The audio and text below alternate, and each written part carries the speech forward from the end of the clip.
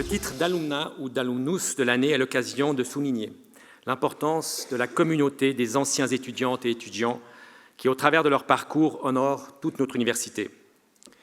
Corinne Chaponnière, votre doctorat en lettres et votre licence en sciences politiques, tous deux défendus à l'Université de Genève, vous ont d'abord mené sur le chemin du journalisme, rédactrice en chef en particulier du journal Femmes Suisses, qui deviendra plus tard l'Émilie, puis chroniqueuse judiciaire pour le journal de Genève. Vous poursuivez votre carrière de journaliste à la télévision d'abord à Genève, puis à Bruxelles. Vous avez rédigé des centaines d'articles et réalisé bien de reportages, mais votre plume est aussi celle d'une écrivaine. On vous doit plusieurs ouvrages, dont La mixité chez Infolio, une biographie d'Henri Dunant, ou encore Les 4 coups de la nuit de Cristal chez Albin Michel. Vous connaissez bien notre alma mater. Vous y avez en effet obtenu tout d'abord une double formation en sciences politiques et en lettres. Mais vous avez aussi eu l'occasion de l'approcher sous une toute autre perspective, puisqu'en 2003, le Conseil d'État vous nommait membre du Conseil de l'université qui a précédé l'Assemblée de l'université. Vous y siégerez jusqu'en 2008, sous la présidence d'une personne qui a aussi marqué notre histoire de l'Université de Genève, M. Roger Mailloux. Chère Martine Chaponnière, je suis heureux de vous remettre, au nom de l'Université de Genève et de notre association des alumni, le titre d'Alumna 2019. La parole est à vous.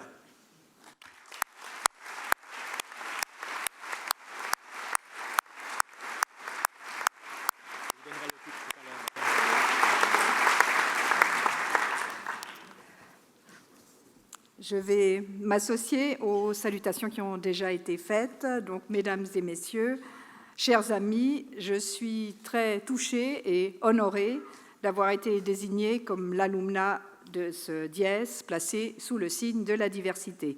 Pour tout dire, j'ai quand même dû chercher en quoi je participais à cette diversité, moi qui suis non seulement suissesse, banalement, mais genevoise de père et de mère. Ce qui est certes une rareté, mais certainement pas une singularité intéressante au sens darwinien de la diversité. Lorsque j'ai commencé l'université dans les années 70, la diversité principale vers laquelle on tendait était la mixité.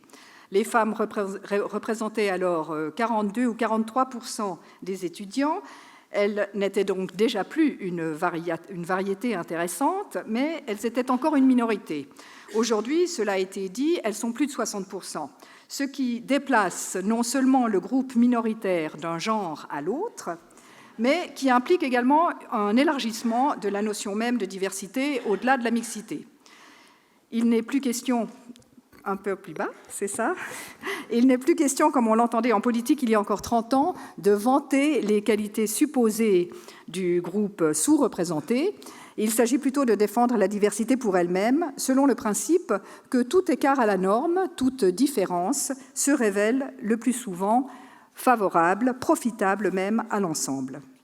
Pour cette même raison, il est une autre diversité qui me semble digne d'être défendue, c'est celle des matières enseignées. L'histoire de notre université montre une fluctuation instructive du poids des différentes disciplines. Dans l'ancienne académie, la théologie, évidemment, et le droit dominent quasi sans rival. Puis en 1850 est créée une faculté, une seule, pour les lettres et les sciences. Au moment de l'ouverture de la faculté de médecine, 25 ans plus tard, James Fazee réclamera, comme en contrepartie, une faculté des sciences sociales. Il ne l'obtiendra pas, échec prémonitoire peut-être du prestige croissant des sciences exactes au siècle suivant.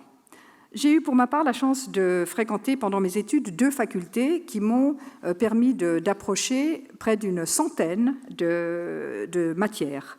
Nous étions alors dans la décennie post-68 où les sciences humaines connaissaient une sorte d'été indien flamboyant qui s'est peu à peu tempéré par la suite, il faut le dire.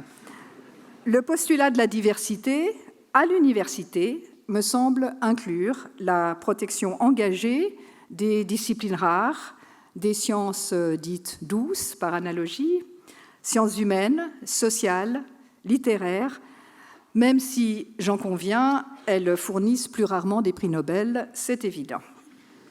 Je suis très reconnaissante à l'Université de Genève de m'avoir accompagnée et même encouragée dans ce que je suis contrainte d'appeler mon éclectisme académique, si vous me passez cet oxymore.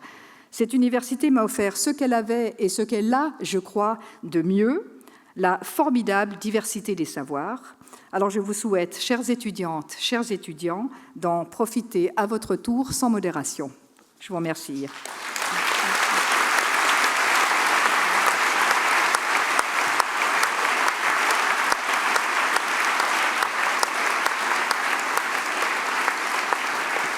Corinne, tu vas être obligée de revenir.